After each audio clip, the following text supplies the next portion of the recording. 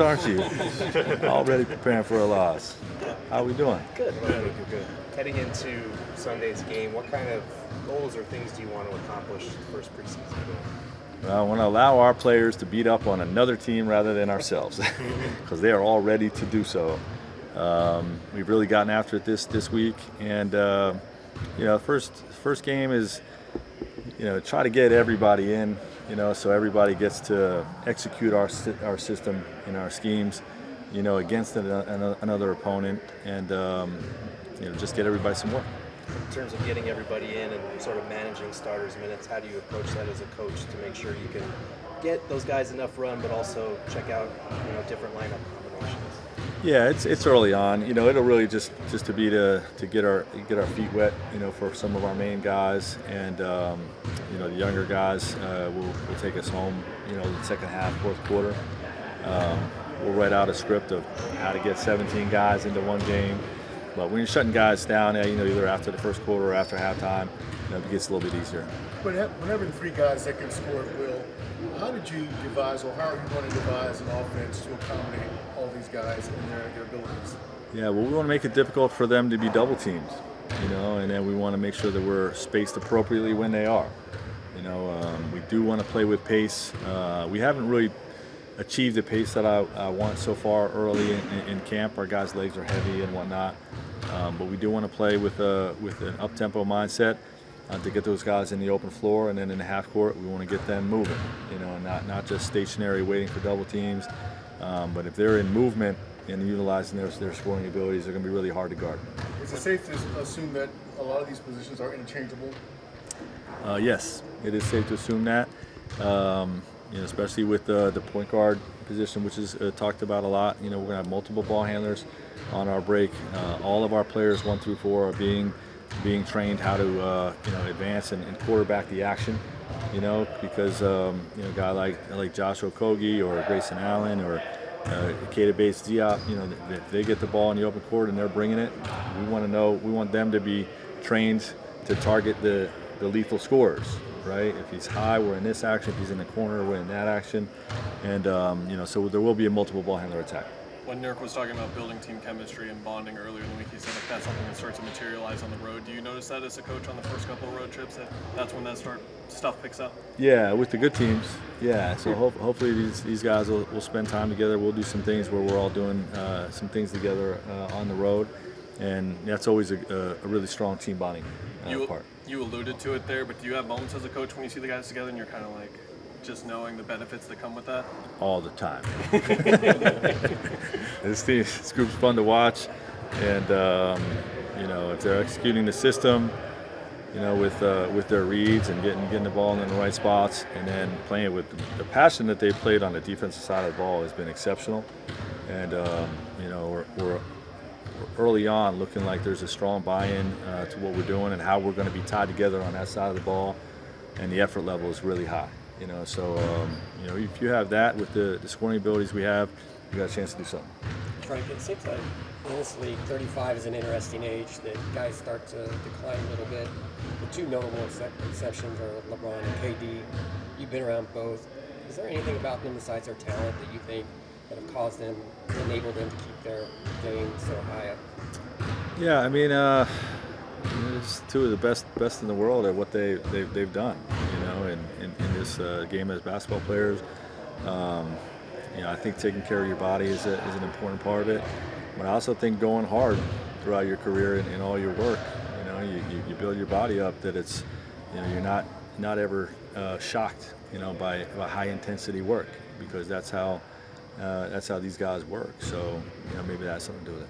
Another thing about KD is that he has more of a calm, demeanor as most people see publicly. But what have you seen about him as a vocal leader out there in your first few days here at training camp? Yeah, well, it's not all rah-rah stuff, but it is like, hey, on this play, you got to cut back door. We need you to space over there. That's not my rotation. He's vocal, talking through coverages and spacing and how things should be done on the floor. Obviously, he's seen it all from the standpoint of double teams and ways to try to slow him down. So, he knows where he wants his teammates to be at certain times, and he's been vocal with that. Frank, what's been the best part about getting to know these guys? They like to laugh like me. You know, we got a fun group. You know, and you know, there's going to be a time to be serious and a time to have fun, and you know, I really like the balance that this group has. What has Keita brought to the table? He was talking about how he feels like his length is one of his best assets on the defense. For sure. But the way he's improved as a shooter over the last few years, you know, he's knocking down open threes, and you know, you have a guy out there that can really take a primary matchup or bring length, you know, both in your gap, we call them in our gaps and our help spots defensively, but also on the boards. You know, it just strengthens you as a group, and then he punishes you know, punishes the opponent with backside threes. On a team like this with Brad and Beal and KD, the attention they're going to get coming off of screens, how important is it to have a guy like Dirk that can set a sturdy screen A and make a play out of the short pocket? No, that's why we like bringing him to our team. You know, he has that ability to be an ultra physical big, to have the skill to, you know, to facilitate and, you know, get those guys good shots, and then, you know, obviously be you know, have that size on the defensive boards. As far as the defensive philosophy is concerned, more teams are doing like a pick and roll two-man game, especially Denver. Is that something that you are having to concentrate on more now, or is that just part of the course? Defensively? Yes, defensively. Yeah, I mean, their action, you know, Murray Joker action is, you know, probably the hardest action in the NBA to guard right now. You know, they're just so lock in step, you know, with how they play. But you know, most of the game in the modern NBA, you know, has some level of two-man action that we have, you know, very concise coverages for, you know, that we've been drilling with our guys all week.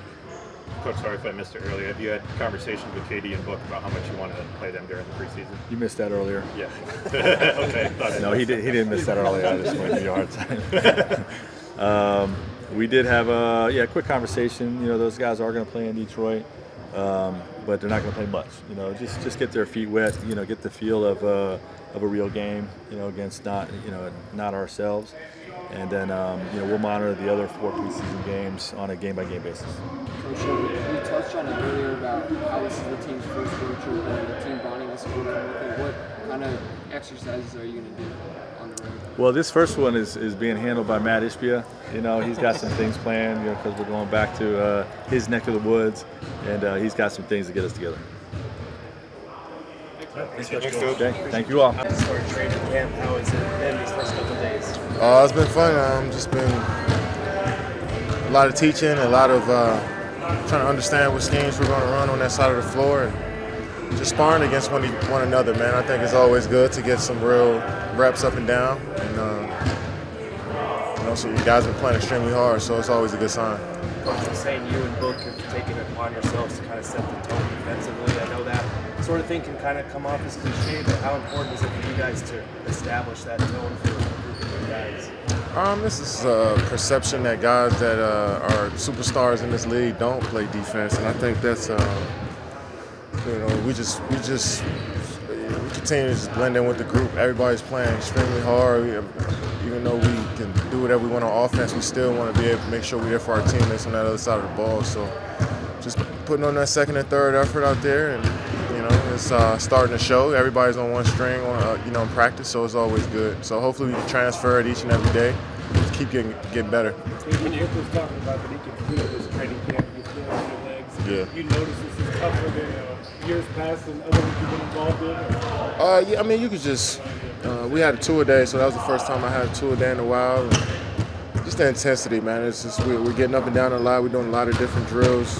That's going to test our legs, test our wind. And Coach wants that to happen, you know, and it's always good when we can, you know, you can feel your legs a little bit around this time. It's good to see where your wind is around this time, and, you know, as the season and preseason goes on, you're getting better and better, so it's a good start for us. When you got the news that Yuta was coming here, what was your reaction? I was very excited. I enjoyed playing with Yuta in Brooklyn. Such a bright basketball player that can just feels like he's always in the right spot. Plays extremely hard on the defensive side of the ball as well, so. And then on top of that, his jump shot is getting better and better each year, you know. So we hope for big things for him this season. And, you know, I love that everybody's been enjoying the way he's been playing in practice thus far. So hopefully he keeps it up. He said on media today you were one of the main reasons he came here. Did you recruit him at all? Definitely. Once they told me that he was one of the guys they were targeting, I hit him up for sure. And I like being around Yuta. You know, I love his journey. He's just somebody that's who's quiet guy, but extremely hard worker, and he loves to play basketball. It's that simple with him. And I enjoy seeing his growth as in his routine every single day when we were in Brooklyn. So I wanted to continue that here in Phoenix. In Brooklyn, the chemistry was instant. Is that the type of thing where you just pick up right where you left off? Yeah, I mean, just you got guys that know how to play, know where to be in the offense, that are focused in practice so they know where their spots are. Yuna's one of those guys, and he's going to do his job. And I think when you do your job, you can mesh with everybody. So that's what we've been preaching, just everybody doing their job. What went through your mind when you were listening to that? It was a long time ago. Just been a while, been in the league for half my life now. And, it's a blessing to be playing on this platform and doing what I love to do. So, just hopefully I get, just want to continue to keep putting in good work and keep adding to what I did already. Had someone told you back then that you had 16 years later, you would have been able to still play at this high a level, how do you think you would have reacted? I would have believed him for sure. That's what I envisioned. This is what I wanted to be. As a young player, you look up to guys who played a long time in the league, the Kobe Bryants, the KGs, you see, the Paul Pierce. You see those guys that have been 15 plus years in the league. You see that as a young player, you want to emulate that. Vince Carter's, guys like LeBron James, all of those guys you want to emulate. So that's the goal for me, has been around as long as possible. Kevin, what's been your impressions of Nurk so far? Love his IQ for the game, his physicality. Somebody that's been around the league for a while, has played in different systems as well. So his IQ for the game is high. Our chemistry is going to get better by each rep. So these practices are important for us.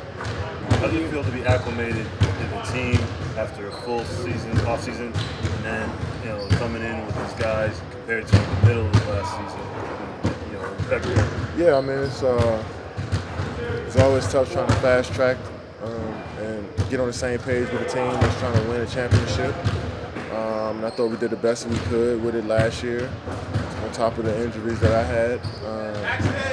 But it's always ideal when you can get a full training camp with a team and go through the whole grind of 7-8 month season with a team. So that's better. But I mean, last year it was a different and cool experience too. Something I can pull from as well. How about being on a team where it seems like everybody's really unselfish and all fighting for the same goal? And as Brooke says, just a bunch of hoopers on. Yeah. I mean, I've been blessed to play on teams my whole career that have been unselfish, that want to see each other succeed, and this is no different. We got guys that have been through so much and achieved so much individually. Now they want to see what it's like to achieve success in the team aspect, and that's always the best version of each player is when they plan for one another. And, so we want to preach that every day, and it starts it started the first day of camp, and it's going to continue to build as the season goes on. How do you run the risk of not being too unselfish? That's a great question. I think that's what a lot of teams struggle with is not wanting to step on toes, but just playing the game as it's presented to you. I think just making a simple and easy play can always help a team not think too much out on the floor. And so if we could try to be simple and efficient on both ends of the floor, it'll make our lives easier. When you came to the league, and probably back to Doug's question, you didn't have anybody of those superstar calibers in Seattle. Now you're the guy. These guys come in and look up to him. I said it multiple times. How do you take that approach with those guys come in and look up to you compared to when you first came to the league and then nobody to look up to? I'm just a teammate. I'm doing my job just like they are. I'm listening to coach just like they are. What I've done and what I've accomplished means nothing when we step on the court to play. When we step out for practice, I'm another player on the team trying to get better today, trying to be the best that I can. So I look at it that way. And we'll have conversation and we'll talk about the game just for the simple fact that we're in the gym together. So I don't try to do too much, just be a teammate.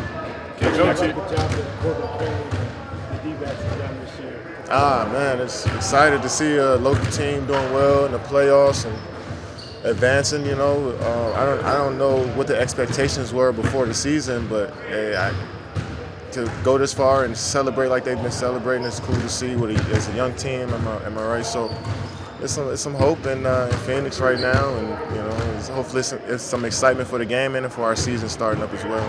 I joked to you about the Drake credit as you sat down, but what's the story there? Me and Drake have been friends for a while, and we've always talked about music and what it means, and those conversations have inspired both of us to be the best that we can be in our respective fields. So that's really what it is. How much did that mean to you? Like, the kids don't buy albums these days, of course, but your name's on it. Yeah. Now that you go just post the credits now, so it's just the same. I would be lying if I said that wasn't one of the coolest moments in my life. Just somebody I look at as the greatest in his field, somebody I respect immensely, and I've actually got a chance to see and watch grow. Like, that's pretty cool to me, man. So I'm grateful for that opportunity. OVO is like family to me. You got a favorite off it yet? You can't have a favorite Drake song. I realized that a few years ago. You can't have any favorite Drake anything. You just gotta sit back and listen. Yeah, they don't know about the pamphlet that you open up, Yeah, but that'll do. They had that plastic around it. Yeah, exactly. exactly. To go get it taken off. Yeah. Do you expect to get? 35 is an interesting age in the NBA. Jordan retired the second time around that time. Bird was out. What's been the key? There are no exceptions. You were one. What's been the key to your longevity during this time? I don't know if I can give you keys or like any secret potion or magic that happened. It just happened. I guess just being enthusiastic about the game every day and wanting to get better. That just forced you to get in the gym, and as simple as that. If you do what you do the most is what you're gonna be best at. So if you don't use it, you lose it. That's how I kind of look at it. So I just try to stay involved with the game as much as I can. Just keep that same energy I always had. Katie, what's it going to be like for you running against Lonnie in that first preseason game? Nothing too. It's just a regular game. I mean, Monty coached me for not even 20 games, but it'll be good to see the staff and some of the guys that I worked with before. Do you expect to get a lot of run on Sunday, or what do you anticipate? A lot of what? A lot of run on Sunday. Do you anticipate to play a lot in the preseason? I don't know. That's a good question. I'll pretty much do whatever coach tells me to do.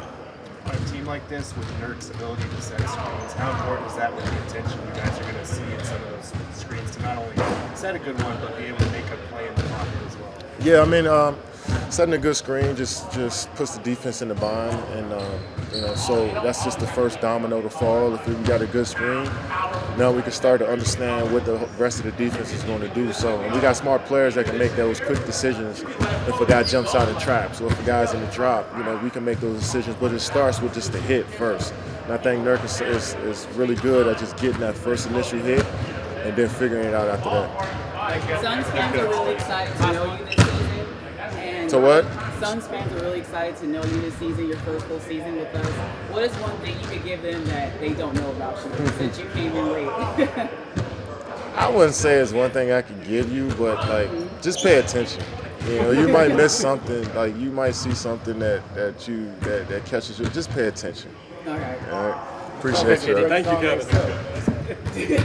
Focus, the intensity of training camp so far hasn't been. Oh, it's been real high intensity, putting all the defensive schemes and just competing against each other. That's going to be the biggest thing that we need is that continuity and just that intensity. How important is it to be able to get out on the floor? Obviously, you guys have had summer runs and stuff like that, but It's a little different in training camp. Obviously, it's more structured, and we have, I don't know how many new guys total since the beginning of the summer all the way till now. So just getting the chance to have everybody here, everybody playing, everybody getting to know each other has been it's going to be crucial for us all through preseason. how's the communication been? I know Vogel and it's an entirely new coaching staff, a lot of new guys. How has it been hammering out those defensive principles? It's been good. A lot of guys are picking it up pretty easily. A lot of stuff is not new information. It's the terminology may be a little different. Most of the stuff is being done other places have done before. It's just getting to know it with each other. You talked about the intensity, just how competitive are these practices? You got guys like both Keita and Durant. Yeah, I mean they're super competitive. Everybody's super competitive, and that level of talent with that competitiveness is going to be scary to watch, scary to be around, scary to play with and against. But it's been really, really high level every single day. Is that fun to come to work and just kind of look around and know you got to be it or you're going to be that guy that's going to you can notice it if a guy doesn't bring that intensity off the rip, and everybody does. But if you slack off a little bit, it's very noticeable. We haven't gotten to see it yet, but for you as the defensive guy, what's it like to see a team with Bradley Beal, Devin Booker, and Kevin Durant on it at once? challenges come with it? Honestly, I have no choice but to be a good defender. If they're all on one team, we're going against each other, whatever it may be. So you have no choice but to become a better defender. Those are three of the best scorers, obviously, or arguably in a generation. So whoever we play against, it's not going to be easy, but it's like no one you go against is going to be nothing we haven't seen before. Is that something you speak on now after this week and kind of realizing like this is helping me grow in a way that I couldn't have before? Definitely. Like I said, these are three of the best scorers in a generation. So whoever, a guard from the guard wing position. So any chance we switch off, it's a whole different skill. So obviously KD's 7, and I switch off into Brad, and he's 6'3" or whatever he says he is. And he's a whole different skill set, and it's a whole different game. You got to be able to switch mentally.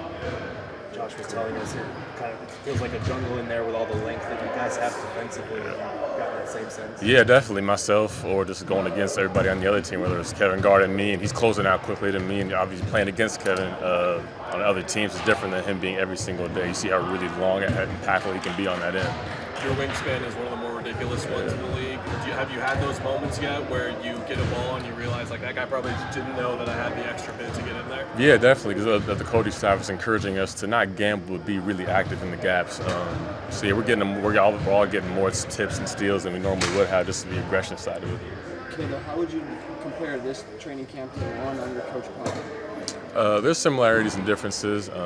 This I would say this is more intense just because the guys we have here and the end goal of our team. But I mean, both are really intense. But this is like another level of intensity knowing what we're playing for. How do you feel about the bench scoring way you can contribute? Obviously, the Suns had their concerns last season with that. How do you feel you can come in and bring some more production in that department? I think all of us are able to. We came from teams where we scored a little bit. Obviously, the big three. But whoever's out there, when one's on the bench and the other ones are out there, we're all capable scorers, capable shooters, capable with the ball, and they trust us with the ball in our hands. What do you notice from Nurkic so far, just in what this past game?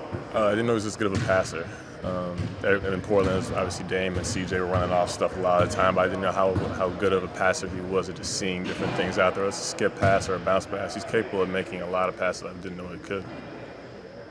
What stood out about Yuta, Grayson, and some of your other new teammates? Our really good shooters, and they know how to play basketball. I would say everyone knows how to play the game with or without the ball, know how to cut, move, just sliding up a little bit out the corner, whatever it may be. They are really good, just intelligent basketball players. When you played against Kevin before, when you were in the Spurs last year, before, what are some of the things that Pop maybe told you about matching up against guys like him? Obviously, Kevin has his history with Pop on Team USA. Anything that is nuanced in how he told you? Yeah, first was try not to let him get the ball because it gets much, much harder after that.